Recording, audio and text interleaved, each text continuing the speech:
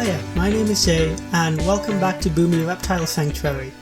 Today we've got a bit of a longer episode where we work on a Nile monitor enclosure, or should I say habitat. I've got to get out of the habit of saying enclosure. And we also have a bit of a side project in which we work on what initially started out as an area for hatchlings or young Nile monitors, but has since evolved into what I now kind of describe, in-world speaking, as more of a quarantine area slash somewhere injured or newly rehomed animals can arrive onto site and can be taken care of. So what I wanted to do for that was have a bit more of a realistic build, something which was very much utilitarian, not a lot of actual terrain work, more just plain concrete or plaster. And I think it turned out quite cool looking, even though in reality within the game it serves no practical purpose. In universe I'd like to believe that it would be where injured or sick animals would go. Or maybe not even them, just animals that need a separation from others for some reason, maybe because of infighting, or things like that, or animals that need to be transferred to other places, they can kind of sit there. Yeah, so this build took a bit longer than I was anticipating. I actually ran through this a couple times, especially with the Nile monitor enclosure. That took me a while to kind of figure out. Initially I had it planned to be on the river itself, but then I decided, because Nile monitors aren't, they're massive as far as monitors are concerned, but they aren't exactly crocodile sized. So I decided to keep them off the river and instead have them within the main body of the park itself, quite close to where the greenhouse was. And I think that was for the best, because Nile monitors, they don't need the biggest of habitats. Even when there's some people out there, experienced people might add, that do keep them as pets and keep them successfully, but they're given a decent sized habitat. But the fact that they can be kept as pets in a habitat and kept well should go to show that they don't need massive amounts of space. And in the wild, I believe they don't actually have very large territories. They stick to probably the same sort of sandbank. Don't quote me on that, I'm not entirely sure. This is just kind of memories from one or two Attenborough documentaries. I've watched far too many at this point. You can't have too much Attenborough, can you? He's amazing. He's just the best. That man has led a full life, and it is my dream to one day meet him in person, and I really hope I get to do that. So that was a bit of a digression, but back to what you're seeing on screen. So you're going to see me build a bit of an underwater viewing gallery. I don't fully develop the guest section of things yet. I'm going to do that either between episodes, or maybe I'll make a mini episode to go between this and the next. But I took a lot of care to make it distinct from the other habitats. I didn't want them to look overly similar. I'm not sure if I succeeded. I end up using a lot of these dead trees that come with the game to add a bit more interest to the enclosure, and I'm not 100% sure if it all kind of comes together. I think it looks nice, but I may have to revisit this in the future. But overall, I am quite happy with this, even if I do maybe need to tweak a few things here and there later. One thing I was quite happy with that I did, and you're going to see this later on, is that for the Nile monitor habitat, I actually lined the bottom of the water area with rocks, and that gives it a really cool effect from when you view it from above. It just gives a lot of interest to the floor of this aquatic space, whereas if I left it bare, it would have just been a bit of grass. One thing I really love about the foliage in the game is how versatile it is. You're going to see me use a lot of aquatic plants, specifically the mangrove apples, the water lilies, and a lot of the reeds, I think. I just love them. The water lilies especially just look so good. What I like to do is, when you see me put down the dead trees later on, I kind of have the water lilies cluster around them as if the water's pushed them kind of against these dead branches lying in the water. And I thought that was quite a cool effect, and hopefully it's actually come across well enough in the cinematics later. And trust me, we've got a lot of cinematics this episode. In fact, I believe they go on for a good few minutes.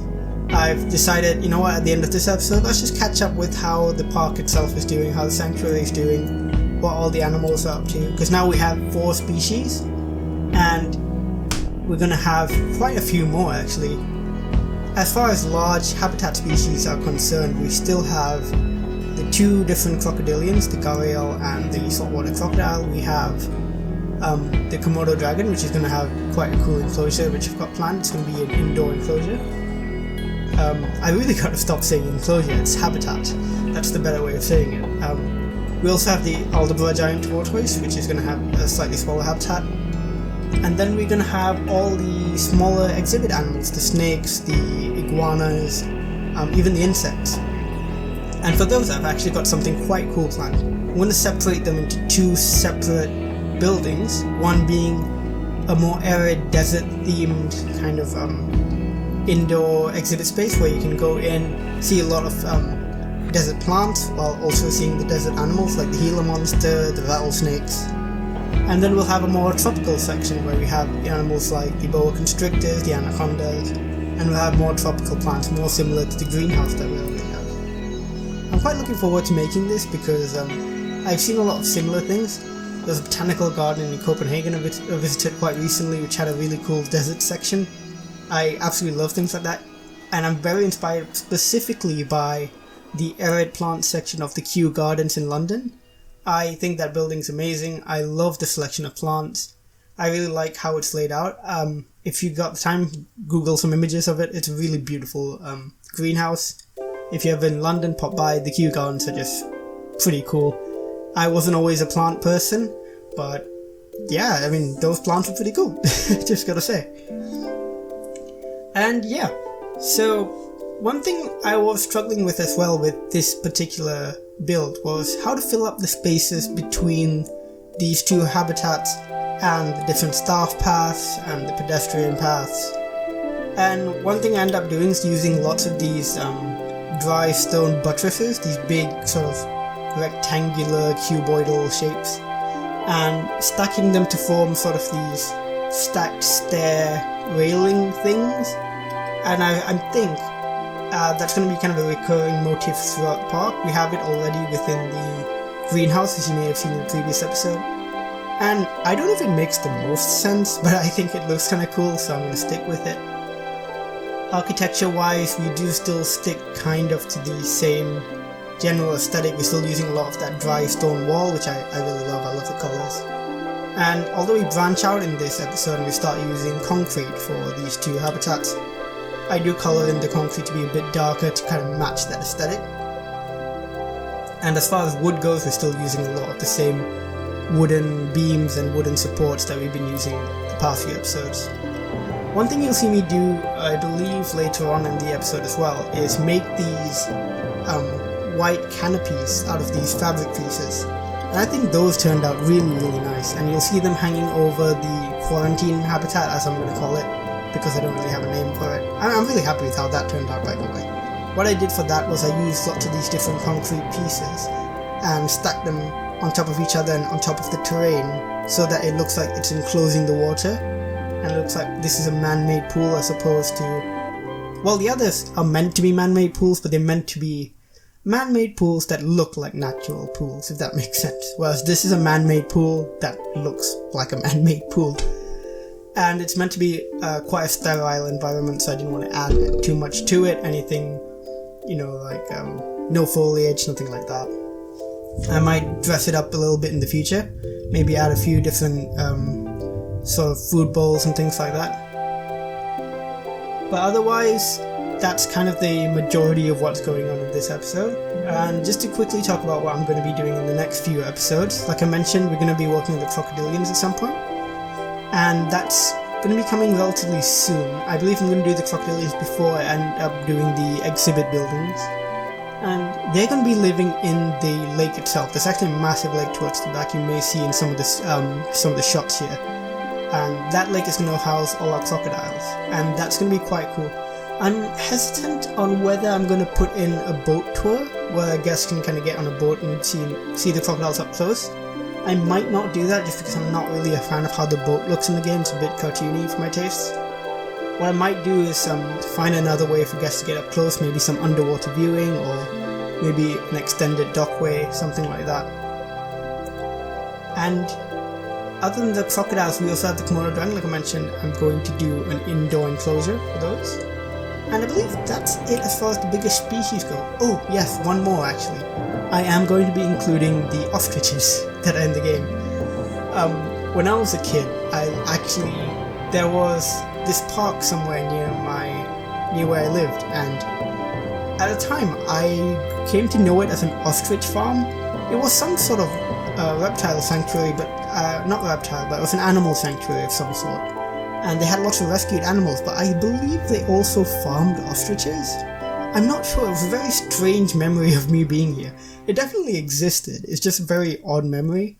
I remember going there, and that was the first time I ever saw a pangolin in real life. They had one which they'd rescued, and they were rehabilitating, and it was curled up in the corner, so it just looked like a little ball with scales. I remember thinking, oh, so that's a pangolin, where's its head? And there's actually a picture of me from when I was at the sanctuary, just kind of petting an iguana or something like that. If I can dig that up, I'll have a look, but yeah, I remember for some reason at that time just remembering the ostriches, and I kind of want to include ostriches here. I'm going to put them in a pen and just kind of have them in their own little enclosure. I mean, habitat. This is like the 5th time this episode, I'm sorry, I'll get used to it. But yeah, ostriches I think would be quite cool. And for them I'm going to keep it quite simple. I don't want a very over-the-top enclosure. I mean, habitat, oh my god. I don't want anything over the top. I do want just a nice, well-furnished habitat, but nothing too over the top, like I just said.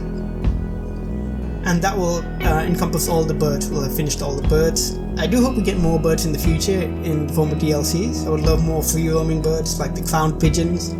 We have, in Malaysia and a lot of Southeast Asian countries, we have crowned pigeons in a lot of our zoos and wildlife parks, just kind of walking around with the guests, and they're really friendly. I remember I was in this aviary once, and we had 2 crowned pigeons just follow me and my dad the whole time we were there for a good 20 minutes, just kind of walking right behind us. It was really cute. I also like some ducks and swans. Those would be cool to have as ambient animals. As far as other animals I'd like to see in the game, more crocodilians would be really excellent, I think. Some which I think would be quite cool include caimans. Caimans are a bit smaller, but I think that they'll be really interesting additions. The Nile crocodile I think would be a really, really good addition. I really like those. And they were in Zoo Tycoon 2, and I think they've been quite a staple of zoos worldwide. A false gharial, those would be pretty cool. They're not really gharials, they're kind of the Asian equivalent. Well, I mean not the Asian equivalent, so to speak, because gharials are Asian. But false gharials are a different type. When it gets to phylogenetics, I'm not sure of the specifics, whether it's a different species or something. I'll have to get a bit more into it to give you a proper explanation, and I'll probably will do that for the gharial episode. But they're not gharials, they're false gharials, if that makes sense. But they're really cool crocodilians as well. I would love to see them. As far as other reptiles go, some other monitors might be cool, like the black-throated monitor, or even the Asian water monitor, my local monitor. Those guys are pretty cool. But yeah, that comes to the end of about what I wanted to say. There's not an awful lot left for me to speak about. Once again, if you have any suggestions, feel free to leave them in the comments below. If you want to see anything specific, let me know. If you have any constructive criticism about how I'm doing my videos, whether I should be a bit more structured in my speech, or my audio, for example, should be a bit better, or yeah, anything else. If you just don't like the way I sound or my videos, feel free to let me know, I don't mind. And give the video a like and dislike, or a dislike, not give it a like and a dislike, that makes no sense. And yeah, again, subscribe if you want to see more of this content, and I will see you in the next one. Thanks!